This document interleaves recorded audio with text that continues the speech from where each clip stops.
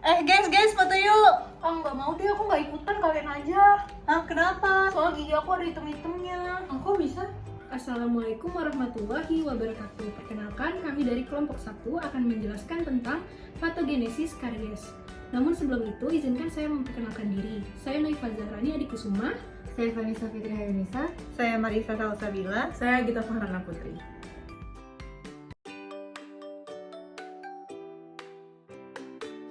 Karies gigi adalah suatu penyakit pada jaringan keras gigi yang ditandai oleh rusaknya inul dan dentin, yang disebabkan oleh aktivitas metabolisme bakteri dalam plak, yang menyebabkan terjadinya demineralisasi akibat interaksi antar produk-produk mikroorganisme, saliva, dan bagian-bagian yang berasal dari makanan dan inul dalam jangka waktu tertentu. Adapun etiologi dari karies yang pertama, diet. Diet adalah asupan nutrisi dari seseorang. Nah, diet yang seimbang mengandung nutrien dalam proporsi yang tepat, yang dibutuhkan untuk memenuhi kebutuhan esensial tubuh. Diet seimbang harus mencakup protein, lemak, karbohidrat, vitamin, mineral, dan air. Beberapa diet juga memiliki peran dalam menyebabkan karies.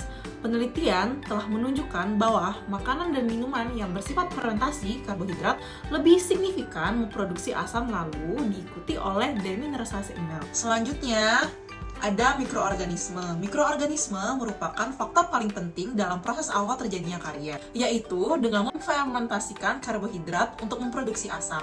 Nah, asam ini terbentuk dari hasil fermentasi diet oleh bakteri di dalam plak gigi. Sumber utamanya adalah glukosa yang masuk dalam plak gigi, sedangkan pada kuantitatif, sumber utama pada glukosa adalah sukrosa. Contoh bakteri yang paling sering ditemukan adalah Streptococcus mutans. Nah, selanjutnya ada gigi. Terbentuknya karies, gigi diawali dengan terdapatnya plak yang mengandung bakteri pada gigi. Oleh karena itu, kawasan gigi yang memudahkan perlekatan plak sangat memungkinkan diserang karies. Yang terakhir, kita punya waktu.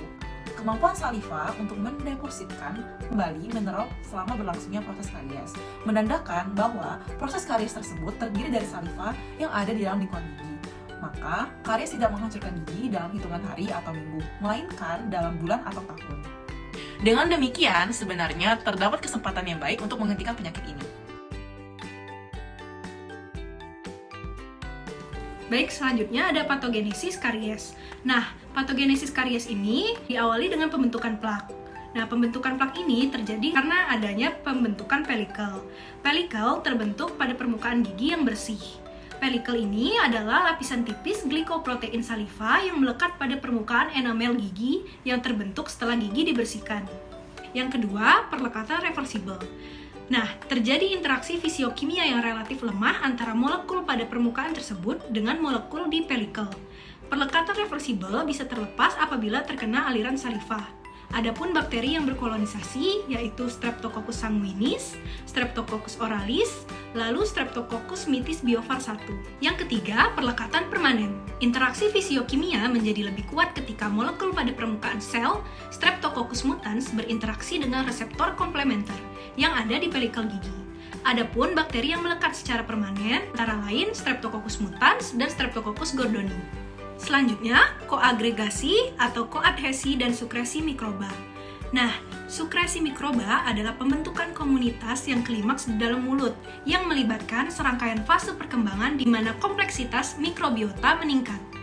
Pada tahap ini, spesies bakteri pada plak menjadi lebih beragam. Terjadi peningkatan jumlah spesies Actinomyces dan Bacillus gram positif lainnya yang awalnya didominasi oleh Streptococcus. Pada fase ini, terdapat beberapa bakteri yang tidak dapat menempel di lapisan pelikel gigi, sehingga adhesin atau protein yang ingin melekat dari bakteri baru menempel pada reseptor bakteri primer, yaitu Streptococcus mutans dan Streptococcus gordoni, untuk membentuk kolonisasi. Kolonisasi bakteri primer memanfaatkan oksigen, sehingga terjadi perubahan lingkungan dari aerob menjadi anaerob yang membuat kondisi lebih cocok untuk pertumbuhan bakteri anaerob obligat. Selanjutnya ada maturasi biofilm, atau nama lainnya pematangan.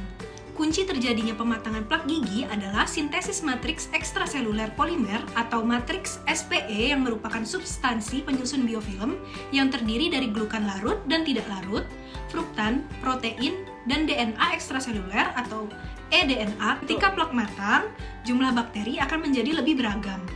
Yang terakhir dari proses pembentukan plak adalah detachment dari permukaan. Adanya perubahan lingkungan yang merugikan membuat beberapa bakteri dapat melepaskan dirinya sendiri dari biofilm dan dapat berkolonisasi di tempat lain.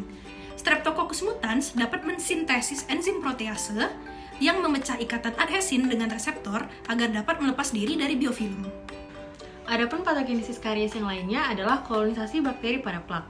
Yaitu bakteri yang pertama adalah Streptococcus mutans yang biasa ditemukan pada karies email.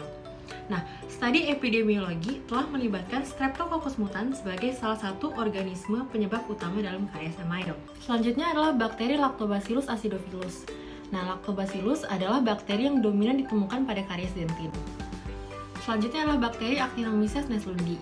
Nah, bakteri ini sering dikaitkan dengan perkembangan karies pada permukaan akar.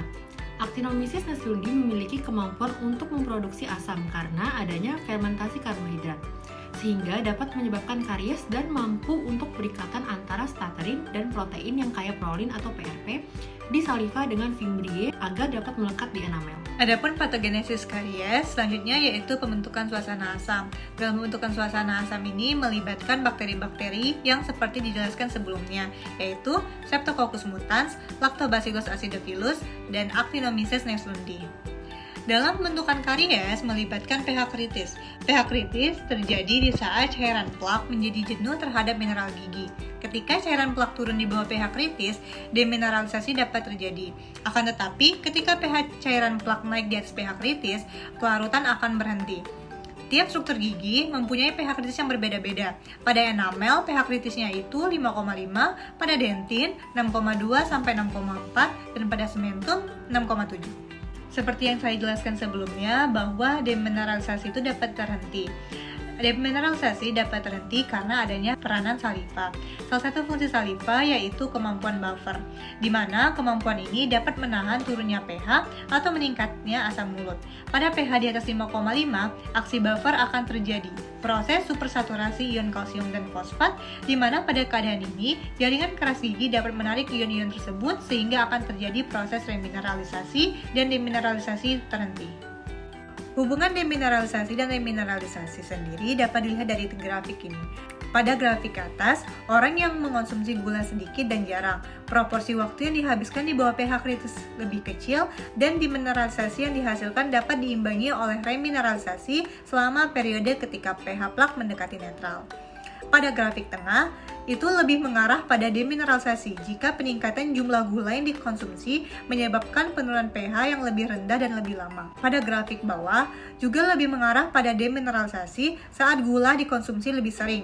Dalam kedua kasus tersebut, proporsi waktu saat kondisi plak mengarah pada demineralisasi meningkat sehingga tidak ada waktu untuk remineralisasi dapat menggantikan mineral yang hilang.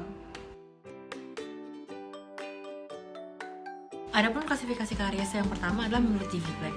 Nah, ini dibagi menjadi 6. Nah, untuk kelas 1 itu meliputi karies yang terjadi pada pit dan fisur oklusal posterior, palatal, dan juga lingual anterior. Nah, untuk kelas 2 itu terjadi di proksimal gigi posterior, sedangkan kelas 3 itu terjadi di proksimal gigi anterior yang belum mencapai incisal edge. Untuk kelas 4 terjadi di proksimal gigi anterior dan sudah mencapai incisal edge. Untuk kelas 5 itu terjadi di sepertiga cervical, dan yang terakhir kelas 6 itu terjadi pada ujung incisal edge atau ujung cusp. Selanjutnya adalah klasifikasi berdasarkan ICH-DAS. D0 bertanda tidak ada karies, D1 bertanda lesi kering, D2 bertanda lesi basah, D3 bertanda karies enamel, D4 bertanda karies dentin terbatas, D5 bertanda karies dentin meluas, dan terakhir D6 yaitu karies yang sudah mencapai pulpa. Sekian video penjelasan dari kami. Terima kasih sudah menonton. Wassalamualaikum warahmatullahi wabarakatuh. Dadah!